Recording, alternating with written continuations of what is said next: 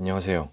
오늘의 책은 의사가 들려주고픈 병원의 진짜 이야기라는 제목의 책입니다.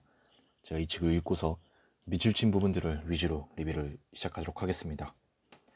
목차입니다. 목차는 일시정지를 하셔서 더 자세히 보시는 것을 추천드리겠습니다.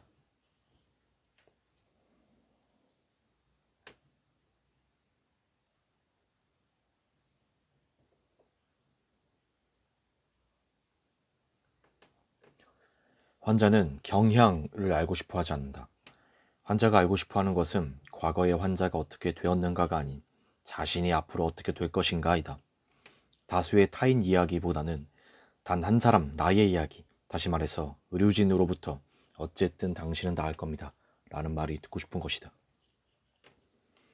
아무리 눈앞에 환자가 괴로워하고 있다 하더라도 정시가 되면 다른 의사와 교대해 집으로 돌아가는 편이 결과적으로 서비스의 질을 올린다. 다른 사람과 팀을 이루어 제대로 분업을 해서 종양내과 의사 자신도 충분히 휴식을 취하고 집에 돌아가 취미생활도 하면서 살아야 한다. 커뮤니케이션을 잘한다고 본인 스스로 말하는 사람들은 대개 자신에 관한 거라면 전부 알고 있다는 식으로 말한다. 나는 다른 사람에 대해서 잘 안다고 말하기 어려운 것과 마찬가지로, 아니 어쩌면 그 이상으로 자신에 대해 잘 아는 것은 힘들다고 생각한다. 출판업계는 유례없이 라이트 서적품이다 라고 말하면 어폐일까? 라이트 서적이라고 해서 뭐든 다 팔리는 건 아니니까. 그렇지만 하드한 책은 전혀 팔리지 않는다. 작가와 편집자들도 모두 한탄하고 있다. 더 이상 읽기 쉬운 책이 아니면 팔리지 않는 시대인 걸까? 어떤 서점은 아마존의 순위를 보면서 구매를 결정하고 있다고 한다. 트위터에서 조금이라도 화제가 되면 바로 인터넷에서 화제라는 팝업을 붙이고 매장을 인스타 성지로 바꾼다. 인터넷에서 화제가 되면 어느 정도 책이 팔린다는 트렌드를 책을 파는 곳에서 먼저 느끼고 있는 것이다. 책을 파는 방법이 점점 인터넷 친화적인 방식으로 변하고 있다. 키워드는 초스피드와 입맛대로 골라먹기. SNS는 눈부시게 빠르다. 로딩이 1초라도 늦어지면 그 순간 앱을 끈다.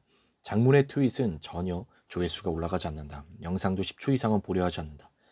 서적이나 글도 이런 트렌드에 강한 영향을 받고 있는 건 아닐까. 아마 그럴 것이다. 홈페이지에 무조건 낫는다고 쓰는 사람들, 또는 아직 세상에 알려지지 않은 새로운 치료를 하고 있습니다 하고 쓰는 사람들, 이건 전부 거짓말이다. 의료에 무조건은 없다. 좀 더 자세히 말하자면 진정한 명의는 10중 8구 낫는다 생각하더라도 만에 하나 낫지 않을 때를 대비해 만반의 준비를 하고 그 준비 덕분에 실패를 미연에 방지할 수 있는 의사다. 무조건 고칠 수 있어요 같은 조심성 없는 말을 하지 않는 것이 명이다. 내가 무조건이라고 생각하고 있는 부분에 오히려 함정이 있을지도 모른다고 신중하게 모든 가능성을 고려하는 사람이야말로 명의인 것이다. 무조건이라 말하지 않는 의사를 선택하는 것이 기본 천재이다. 그리고 아직 세상에 알려지지 않은 새로운 치료를 홈페이지에 써두는 의사도 멀리하는 편이 좋다. 세상에 알려지지 않은 표준 치료라는 것은 존재하지 않는다. 이미 세상에 널리 알려져 다양한 사람이 다양한 각도로 시험해보고 이거라면 추천할 수 있어 라고 당당하게 말할 수 있는 치료가 표준 치료다. 이런 표준 치료를 일부러 제외하는 의사는 믿을 수 없다. 또 하나 주의점이 있다. 환자에게만 좋은 사람인 척하고 간호사나 다른 의료진에게는 거만하게 굴고 미움을 받는 의사도 있다. 사람이니까 당연하다. 환자도 그렇겠지. 누구나 집 안과 밖에서의 태도가 다를 수 있다. 비난받을 일은 아니다. 하지만 의사의 인품을 판단할 때는 결국 집에서 새는 바가지와 밖에서도 새는지를 참고하게 된다. 의사 이외의 의료진이 그 의사에게 어떤 얼굴을 하고 있는가, 간호사나 접수 직원이 의사를 보는 표정이 좋으면 그 의사는 정말로 좋은 사람이라고 생각하게 된다. 병원이란 특수한 곳이므로 어느 시기, 어느 지역에 있는 병원에선 무슨 일이 있었다고 쓰면 아무리 모호하게 썼다고 해도 환자는 바로 이거 내 이야기다 라고 알아차린다.